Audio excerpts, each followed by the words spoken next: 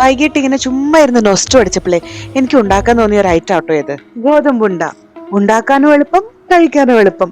പറയുന്നത്ര രസകരമായിരുന്നില്ല കേട്ടോ ഈ ഐറ്റം എന്റെ കുഞ്ഞുനാളിൽ കണ്ടോണ്ടിരുന്നപ്പോ. ഇപ്പൊ എത്ര കൊതിയുണ്ടെന്ന് പറഞ്ഞാലും ആ സമയത്ത് എനിക്ക് വേണ്ടത് പപ്സും സ്വീറ്റ് പൊറോട്ടയും ക്രീം ബിസ്ക്കറ്റും ഒക്കെ ആയിരുന്നു കേട്ടോ. എന്റെ അമ്മ അപ്പളേ എന്നോട് പറഞ്ഞത് ഇതൊക്കെ കഴിക്കാൻ നിനക്ക് ഒരു കാലത്ത് കൊതിയാവുമെന്ന്. അപ്പൊ അമ്മയുടെ ചക്കപ്പുഴുക്കും കപ്പപ്പുട്ടിന്റെ ഹിസ്റ്ററി ആയിട്ട് വരും. ചരിത്രം സൃഷ്ടിച്ചവരെയും കുറിച്ച് പറഞ്ഞിട്ട് കാര്യമില്ലല്ലോ. ഇപ്പൊ നമുക്ക് ഇതിലോട്ട് വരാം.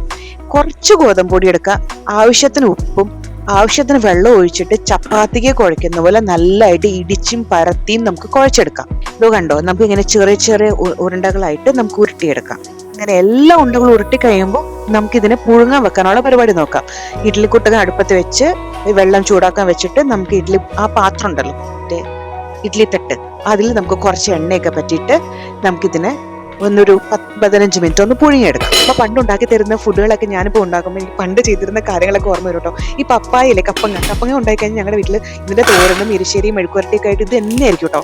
അങ്ങനെ പണ്ട് ഇത് തന്നെ മടുത്തിട്ട് പല്ല് തേക്കുന്ന സമയത്ത് ഇങ്ങനെ പപ്പായ മരത്തിൽ ചാരി നിന്ന് അത് ഒടിച്ച് കളഞ്ഞിട്ടുണ്ട് കേട്ടോ. അത്രയും ദുഷ്ടയായിരുന്നു ഞാൻ ഒരു 8-10 കുഞ്ഞുള്ളിയും 5-6 അല്ലി വെളുത്തുള്ളി എടുത്തിട്ടുണ്ട് കേട്ടോ.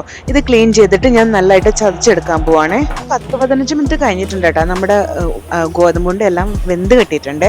ഇത് കണ്ടോ, നല്ല ഗോൾഡൻ കളർ അല്ലേ. ഇത് പുഴുങ്ങിക്കൊണ്ടിരിക്കുമ്പോൾ ഞങ്ങളുടെ വീട്ടിൽ ഗസ്റ്റ് വന്നേ.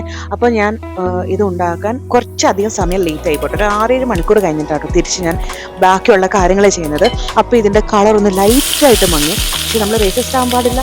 എങ്ങനെയാണെങ്കിലും സംഭവം അടിപൊളിയാണ് കഴിക്കാൻ. എണ്ണ ഒഴിച്ച് കടുക് പൊട്ടിയതിന് ശേഷം ഞാൻ ചതച്ച് വെച്ച ഇഞ്ചിയും വെളുത്തുള്ളിയും പിന്നെ കുറച്ച് കറിവേപ്പിലയും കൂടി ഇട്ട് കൊടുത്ത് വഴറ്റിയെടുക്കുക കേട്ടോ. കുറച്ച് മഞ്ഞപ്പൊടിയും കൂടി ഇട്ട് കൊടുത്തിട്ട് ഇത് നന്നായിട്ട് മൂപ്പിച്ചെടുത്തതിന് ശേഷം ഇതിലോട്ട് നമുക്ക് ചതച്ച മുളക് ഇട്ട് കൊടുക്കാം കേട്ടോ. ഈ നല്ലതായിട്ട് ഇതിന്റെ പച്ചമണം എല്ലാം മാറി ഒന്ന് മൂത്ത് വരുന്ന സമയത്ത് ഞാൻ കുറച്ച് കാശ്മീരി മുളക് കൂടി ആഡ് ചെയ്യുകയാണ്.